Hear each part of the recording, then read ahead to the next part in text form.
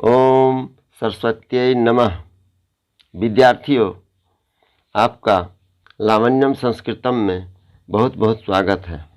आज मैं आप लोगों को नीति के जीवन में क्या महत्व है, नीति के उपयोग का कुछ श्लोक के बारे में प्रस्तुत कर रहा हूँ, जो अपने जीवन में उतारने से, अमल करने से काफ़ी लाभ महसूस करेंगे। सह जातो येन जातेन याति वंश समुन्नतिम परिवर्तनी संसारे मृतः को वा न जायते। इसका अर्थ इस प्रकार है, उसी का जन्म सार्थक है जिसके पैदा होने से कुल कुटुंब उन्नति को प्राप्त होता है, अन्यथा नश्वर परिवर्तनशील संसार में कौन है जो जन्म लेकर मरता नहीं है। अर्थात इस परिवर्तनशील संसार में कौन नहीं मरता, कौन जन्म नहीं लेता, लेकिन सच में उनका ही जन्म सार्थक है जो अपने वंश का नाम रोशन करते हैं। इस नश्वर संसार में प्रतिदिन हजारों प्राणी जन्म लेते हैं और मरते हैं। इस संसार में जो व्यक्ति अपने वंश का नाम रोशन करे, उसी मनुष्य का जीवन सार्थक है। दूसरा श्लोक, कुसुमस्त बक्स्येव द्वयी वीर्ति मनस्विनः अमूर्धिन वह सर्वलोकस विसृजते वन एव वा। फूलों की गुच्छों की तरह मननशील व्यक्तियों की दो ही गतियां होती है, या तो सब लोगों के सिर माथे पर चढ़ते हैं अथवा गुमनामी के जंगल में नष्ट भ्रष्ट हो जाते हैं। अर्थात जिस प्रकार फूल के गुच्छे या तो सबके सिर पर चढ़ते हैं या वन में मुरझाकर झड़कर बिखर जाते हैं, नष्ट भ्रष्ट हो जाते हैं, वैसे ही मनस्वी पुरुषों की दो गतियां होती है, या तो वे समाज में सर्वोत्तम स्थान पाते हैं या समाज से दूर रहकर वन में तपस्या करते हुए अपना जीवन बिताते हैं। तीसरा श्लोक, आत्मनो मुख दोषेन बध्यन्ते सुख सारिका अवकाश तत्र बध्यन्ते मौनम सर्वार्थ साधनम। तोता और मैना सुख सारिका अपने ही मुख दोष से बंधते हैं या बांधे जाते हैं। अवकाश तत्र बध्यते, और बगुला कभी बंधन में नहीं पड़ते, अर्थात बगुला नहीं बांधे जाते हैं। क्यों भाई? तो मौनम सर्वार्थ साधनम, मौन ही सबसे बड़ा साधन है, सर्वार्थ का साधन है। अगला श्लोक, माता यस्य गृहे नास्ति भार्या च प्रियवादिनी अरण्यते गंतव्यम यथा गृहम।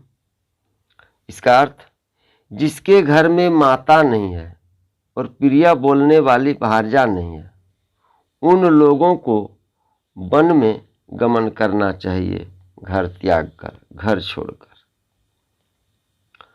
उत्सवे व्यसे च दुर्भिक्षे शत्रु संकटे राजद्वारे यश्मशाने च यतिष्ठति स्वबांधव। पुनः इस श्लोक को और एक बार बोलते हैं। उत्सवे व्यसने च दुर्भिक्षे शत्रु संकटे राजद्वारे यश्मशाने च तिष्ठति स्वबांधव। उत्सव, व्यसन, दुर्भिक्ष अकाल पड़ने पर, अकाल में, शत्रु संकटे, शत्रु संकट, शत्रु से विपत्ति, राजद्वार और श्मशान में जो खड़ा होता है, खड़ा रहता है, वही बंधु बांधव है। अर्थात जो मनुष्य अपने मित्रों के सभी स्थानों पर साथ देता है, वास्तव में वही बांधव है। अपि शास्त्रेषु कुशला लोकाचार विवर्जिता सर्वे ते हास्यताम यान्ति यथा ते मूर्ख पंडिता। शास्त्रों में पारंगत होने पर भी, कुशल होने पर भी लोकाचार, लोक व्यवहार से रहित पुरुषों का उन मूर्ख पंडितों के समान उपहास होता है, हास्यास्पद होते हैं। अर्थात मनुष्यों को, जो मनुष्य शास्त्रों में पारंगत होते हैं, कुशल होते हैं, किंतु समाज में, लोकाचार में, लोक व्यवहार में उनका ज्ञान नहीं है, उससे उसको अच्छा नहीं लगता है, तो वो पुरुष मूर्ख पंडितों के समान उपहास होता है, उपहास के पात्र होते हैं। सर्वनाशे समुत्पन्ने अर्धम त्यजति पंडितः अर्धेन कुरुते कार्यम सर्वनाशो ही दुःसह।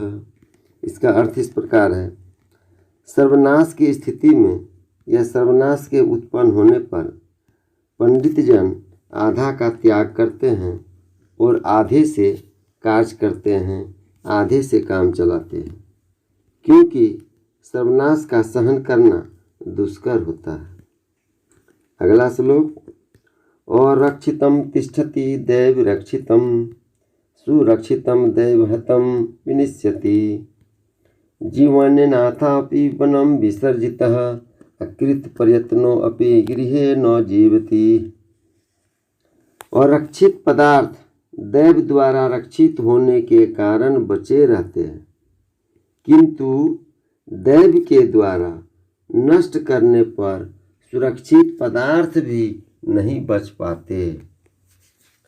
वन में परित्यक्त अनाथ शिशु जीवित रहता है, किंतु घर में अनेक यत्न करने पर भी जीवित नहीं रहता। बंधुओं, कितना सुंदर मार्मिक बात कवि ने बताया है कि जिसकी रक्षा ईश्वर को, दैव को करना है, उसे रक्षा करेंगे, जिसे उसको रक्षा नहीं करना है वो नहीं बचेंगे। ये मेहरबानी हमारे प्रभु की है। यस्य नास्ति स्वयं प्रज्ञा शास्त्रम तस्य करोति किम लोचनाभ्याम विहीनस्य दर्पणः किम करिष्यति। यस्य नास्ति स्वयं प्रज्ञा, जिसमें अपनी बुद्धि नहीं है, जिसके पास अपना बुद्धि नहीं है, उसका शास्त्र क्या कर सकता है। लोचनाभ्याम विहीनस्य दर्पणः किम करिष्यति। लोचन आँखों से विहीन यानी अर्थात अंधे का दर्पण क्या करेगा, अर्थात अंधों के लिए दर्पण किस काम का। अगला श्लोक, यत्र स्त्री यत्र कित्वो बालो यत्र प्रशासित तद्गृहं क्षमामायति भार्गवो होदम अब्रवीत। शुक्राचार्य का कथन है। शुक्राचार्य महोदय कहते हैं कि जहाँ स्त्री शिक्षा रहित, शिक्षा विहीन, दुर्जन का निवास और बालक शासकहीन हो, वह घर विनाश को प्राप्त होता है, अर्थात वह घर विनाश हो जाता है, क्योंकि बिना शासन के बालक और जहाँ दुर्जन का निवास होता है, जहाँ शिक्षा का अभाव रहता है स्त्री का, उसका घर विनाश होता है।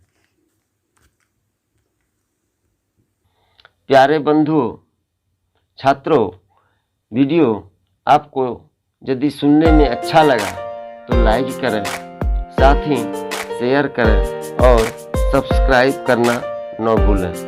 धन्यवाद।